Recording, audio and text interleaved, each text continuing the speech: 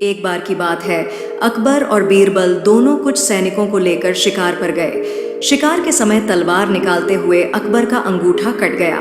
अकबर परेशान हो गए। उसने तुरंत अपने सैनिकों से कहा, सैनिकों जल्दी से जाओ और वैद्य जी को बुलाकर लाओ। देखो मेरा अंगूठा कट गया, कितना खून बह रहा है। इतने में पीछे से बीरबल आए और बोले कि इस चोट पर कपड़ा बांध लीजिए और आराम कीजिए। जो होता है अच्छे के लिए होता है। अकबर को बीरबल पर गुस्सा आ गया।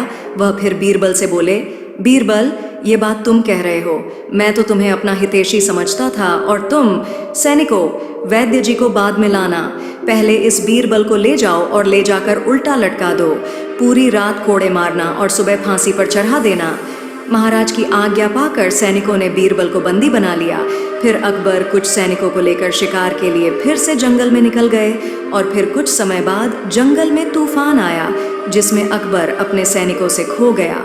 भटकते भटकते अकबर भीलों के बस्ती में पहुंच गए, जिसे वहां के लोग उन्हें उठाकर ले गए और उनकी देवी के सामने जाकर बिठा दिया। पुजारी उसकी बलि चढ़ाने वाला था ही कि एक भील बोला, इसका तो अंगूठा कटा हुआ है, ये तो अशुद्ध है, हम इसकी बलि नहीं दे सकते।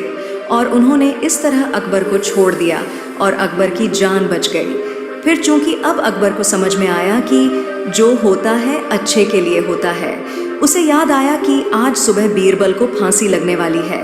वह भागा भागा आया। उसने देखा कि बीरबल फंदे को गले में पहनकर खड़ा है। अकबर ने उसे नीचे उतरवाया और उसके पैर पकड़ लिए और फुट फुट कर रोने लगा।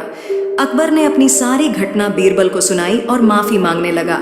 बीरबल बोला, माफी वाफी मांगने की जरूरत नहीं है महाराज, जो होता है अच्छे के लिए ही होता है। अकबर बोला, बीरबल, क्या तुम सच में पागल हो? मेरी नासमझी की वजह से रात भर तुमने कोड़े खाए और फिर भी कहते हो जो होता है अच्छे के लिए होता है।